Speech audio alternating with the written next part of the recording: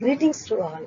Today I am going to deliver a talk on the principle of maximum social advantage. In my presentation, I will focus on two major issues.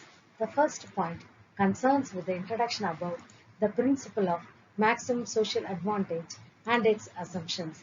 Next, I will focus on the diagrammatic explanation, test of maximum social advantage, and limitations of the principle of maximum social advantage. First of all, I would like to give you an overview of the principle of maximum social advantage. The principle of maximum social advantage was introduced by the British economist Dalton. According to Dalton, the best system of public finance is that which secures maximum social advantage to public. The fiscal operations of the state should be governed by the principle of maximum social advantage, and so the planner and the policy maker should always raising revenue through taxation and increasing expenditure on different heads. The government levies tax on some sections of the society, and on the other hand, it spends that revenue is providing amenities to other sections of the community. Therefore, there can be two different sections of the community, one who pays tax and the other who gains from public expenditure.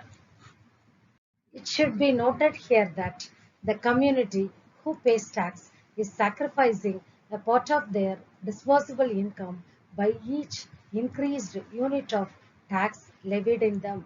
The benefits to the gaining community increases with each increased unit of public expenditure. Now, the principle of maximum social advantage requires that the revenue and the expenditure of the state should be managed that maximum advantage occurs to the society, taking into account the social sacrifice involved the taxation and the social benefit flowering from public expenditure. The state of maximum social advantage is the level of fiscal operation at which the marginal social sacrifice and the marginal social benefit both are equal. If the state proceeds beyond this point, the marginal social sacrifice will be more than the marginal social benefit, and so there will be loss of social welfare when government continuously increasing the tax on the community, the money stock with the public decreases. On the other hand, continuous flow of public welfare will reduce the marginal utility available from such expenditure. Now, I will focus on the assumptions of the principles of maximum social advantage. This principle is based on the following assumptions. All taxes result in sacrifice, and all the public expenditures lead to benefits. Public revenue consists of only taxes and no other source of income to the government. The government has no surplus or deficit budget but only balanced budget. Public expenditure is subject to diminishing marginal social benefit, and taxes are subject to increasing marginal social sacrifice. I would like to raise briefly about the diagram of the marginal social sacrifice. This diagram indicates that the marginal social sacrifice curve rises upward from left to right, that is MSS curve. This indicates that with each additional unit of taxation, the level of sacrifice also increases. When the unit of taxation was OM1, the marginal sacrifice was OS1, and with the increase in the taxation at OM2, the marginal social sacrifice rises to OS2. Next, we shift on to the marginal social benefit diagram. In the above diagram, the marginal social benefit MSB curve slopes downward from left to right. This indicates that the social benefit derived out of public expenditure is reducing at a diminishing rate. When the public expenditure was OM1, the marginal social benefit was OB1, and when the public expenditure is OM2, the marginal social benefit is reduced at OB2. I would like to discuss about the combination of marginal social sacrifice and marginal social benefit. Social advantage is maximized at the point where marginal social sacrifice cuts the marginal social benefit curve. This is at the point P. At the point, the marginal disutility or social sacrifice is equal to the marginal utility or social benefit. Beyond this point, the marginal disutility or social sacrifice will be higher and the marginal utility or social benefit will be lower. Before this point, the marginal utility or social benefit is more than marginal disutility or marginal sacrifice. Maximum social advantage is achieved at the point where the marginal social benefit of public expenditure and the marginal social sacrifice of taxation are equally equated. That is where MSB equal to MSS.